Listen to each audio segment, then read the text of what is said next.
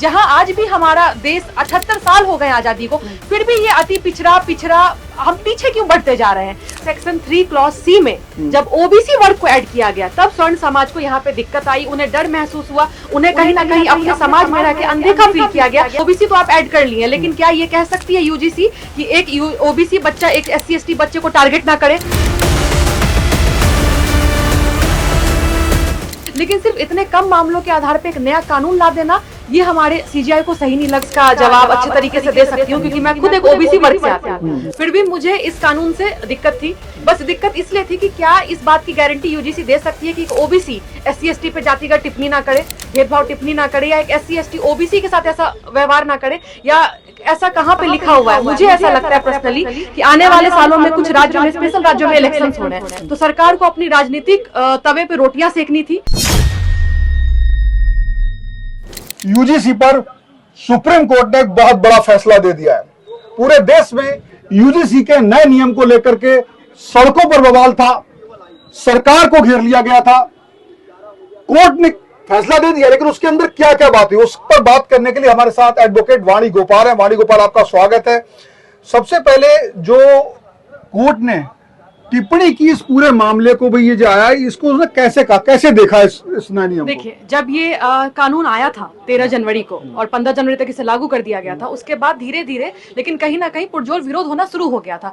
और जब भी हमारे देश में किसी प्रकार का विरोध होता है तो बात सीधा आती है सुप्रीम कोर्ट तक, और सुप्रीम कोर्ट ने इस मैटर पे संज्ञान लिया। और आज सरकार की तरफ से एडवोकेट तुषार मेहता थे और पिटिशनर साइड से शंकर जैन थे, तो उन्होंने दोनों ने अपनी बात बहुत अच्छे से रखी, और हमारे सीजीआई ने बहुत कम शब्दों में लेकिन बहुत बड़ी बात कही। सबसे पहला पॉइंट उन्होंने जो कहा कि इस नियम में अस्पष्टता है, इस नियम में कहीं भी नियत साफ नजर नहीं आ रही है कि करना क्या है। और जहां आज भी हमारा देश 78 साल हो गए आजादी को, फिर भी ये अति पिछड़ा हम पीछे क्यों बढ़ते जा रहे हैं। अगर प्रगतिवाद होने की बात हो रही है, ये एसजी तुषार मेहता ने कहा नहीं, ये हमारे सीजीआई ने कहा कि आज भी मैटर वहीं पे क्यों फंसा हुआ है कि लोग आगे नहीं बढ़ पा रहे हैं। आज भी आए ना आए दिन यही सब मैटर क्यों आता है कि ओबीसी है या SC ST है या स्वर्ण है, मतलब ऐसा इस प्रकार का बंटवारा क्यों हो रहा है। सीजीआई ने साफ कहा कि अस्पष्टता है, नियत साफ नहीं है, इसे क्लियर करने के लिए उन्हें सरकार को कुछ मोहलत दी है, और अगली सुनवाई की तारीख 19 मार्च को रखी गई है। यानी कि इसीलिए उन्होंने कहा स्पष्टता,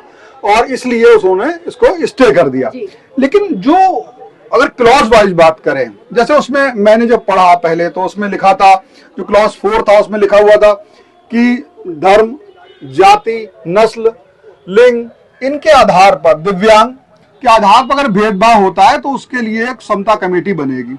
ठीक है ना, ये बातें तो अच्छी लगी, लेकिन इसमें कहां पर सवर्ण समाज को कहां पर दिक्कत आई? जब सेक्शन 3 क्लॉज सी में जब ओबीसी वर्ग को ऐड किया गया तब स्वर्ण समाज को यहाँ पे दिक्कत आई, उन्हें डर महसूस हुआ, उन्हें कहीं ना कहीं अपने समाज में रह के अनदेखा फील किया गया। कल हो कि उन्हें किसी गलत तरीके से ना फंसा दिया जाए, कल अगर किसी भी प्रकार की भेदभाव से बचने के लिए उन्हें ये महसूस हुआ कि उन्हें विरोध करना चाहिए और इस नियम को वापस लेना चाहिए। दर्शक समझना चाहेंगे, जो सेक्शन 3C में जब ओबीसी को ऐड किया गया तो उससे किस तरह की दिक्कत सवर्ण समाज को आ सकती थी, क्या कार्रवाई हो सकती थी? स्वर्ण समाज को देखिए, मुझे ऐसा लगता है कि इससे सिर्फ स्वर्ण समाज नहीं, किसी भी समाज के लोगों को दिक्कत आ सकती थी। उसमें ओबीसी तो आप ऐड कर लिए, लेकिन क्या ये कह सकती है यूजीसी कि एक ओबीसी बच्चा एक SC ST बच्चे को टारगेट ना करे, उस पर जातिगत भेदभाव ना करे। इसी प्रकार से भेदभाव से बचने के लिए स्वर्णों को लगा कि जब आप बच्चों की बात कर रहे हैं, छात्र छात्रा की बात करें, तो उसमें कास्ट को ऐड करने की क्या जरूरत थी। अगर आपको सबको साथ लेके चलना था, आप उसमें स्वर्णों को भी ऐड कर। वो ये कहते हैं कि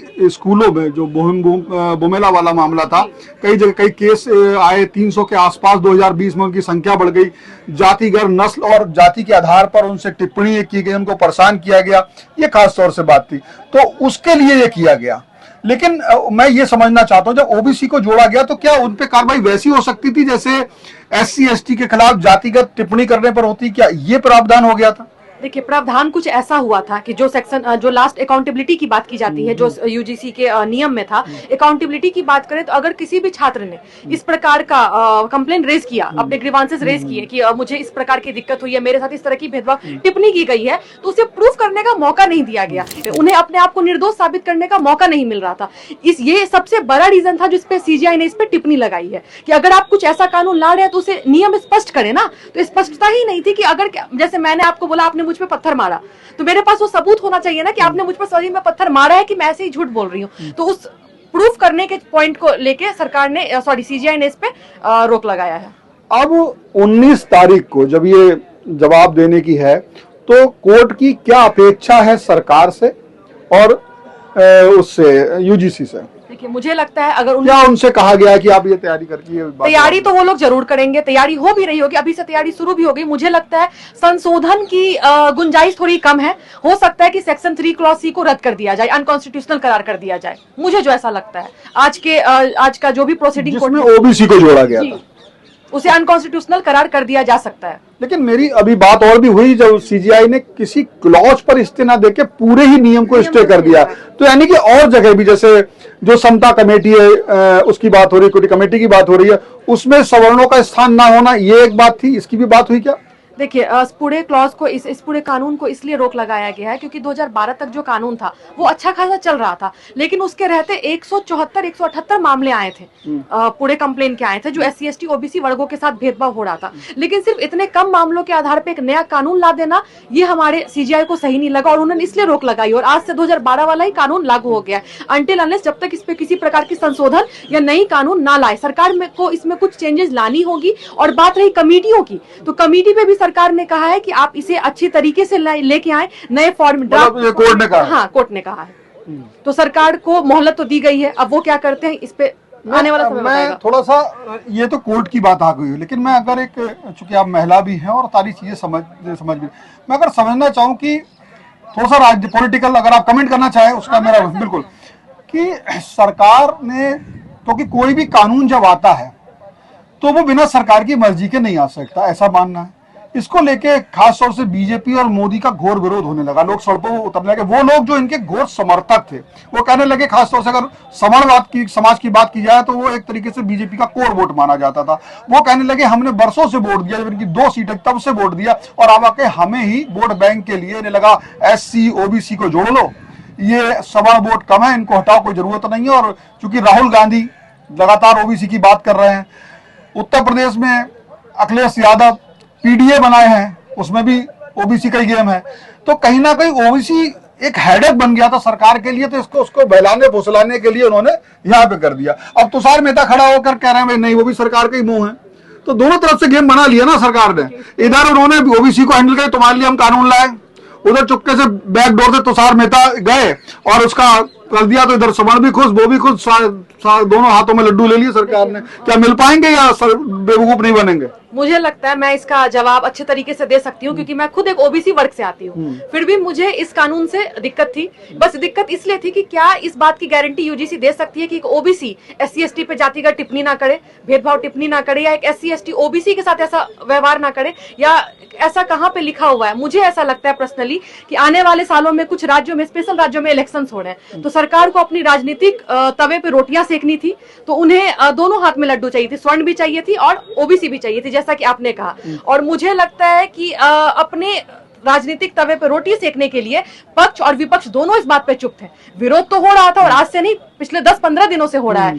फिर भी दोनों तरफ के लोग इसलिए चुप थे क्योंकि दोनों ने अपना राजनीतिक अब जैसे मैंने इससे पहले भी एक दूसरे मीडिया को बाइट दिया, उसमें मैंने बहुत अच्छी बात कही कि प्रगतिवाद की ओर बढ़ना चाहिए, लेकिन सरकार जो हमें अवसरवादी बनाते जा रहे हैं। अगर आज सामान्य और OBC और SC ST की बात करें तो सरकार की नजर में जिनके पास पैसा है वो उनके अपने हैं, जिनके पास पैसा नहीं है वो उनके अपने नहीं है, फिर वो चाहे SC ST हो, माइनॉरिटी से बिलोंग करते हो या किसी भी प्रकार के जाति के लोग हैं। अगर आपके पास पैसा है तो सरकार विपक्ष दोनों आपका है, अगर आपके पास सरकार नहीं है तो दोनों आपके नहीं है। आपको लगता है पॉलिटिकल गेम था? जी, मुझे लगता है पॉलिटिकल गेम था। अगर पॉलिटिकल गेम नहीं होता तो सुप्रीम कोर्ट इसे आगे फॉरवर्ड कर देती। सुप्रीम कोर्ट को क्या जरूरत पड़ी इस पर हस्तक्षेप करने की और इस पर रोक लगाने की? बिल्कुल। तो हमारे साथ जो अधिवक्ता उन्होंने अपने आप बताया, मुझे जानकारी नहीं थी कि वो OBC वर्ग से भी आती है और उनको वो भी इससे असहमत है, क्योंकि एक क्लॉज ये भी कि जो SC ST अगर उनके खिलाफ टिप्पणी करता है तब वो क्या करेंगे।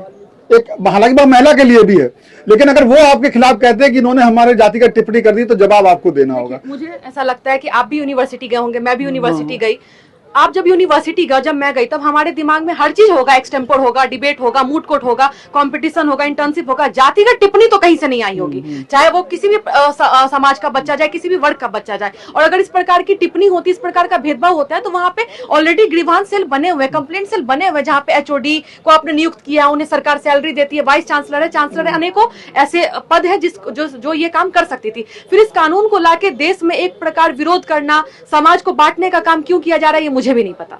धन्यवाद आपका बात करने के लिए। तो ये टिप्पणी थी एक युवा वकील वाणी की, जिन्होंने कहा कि जो ये कानून पे रोक लगाई गई है, सही लगाई गई है। हालांकि वो ओबीसी वर्ग से आती है, उसके बावजूद उन्होंने तमाम सवाल उठाए। आपका इस सवाल पे क्या विचार है, आप कमेंट बॉक्स में हमें बता सकते हैं। कैमरा पर्सन ईशू के साथ Shivendra Gaur, one India, Supreme Court Delhi. Subscribe to One India and never miss an update. Download the One India app now.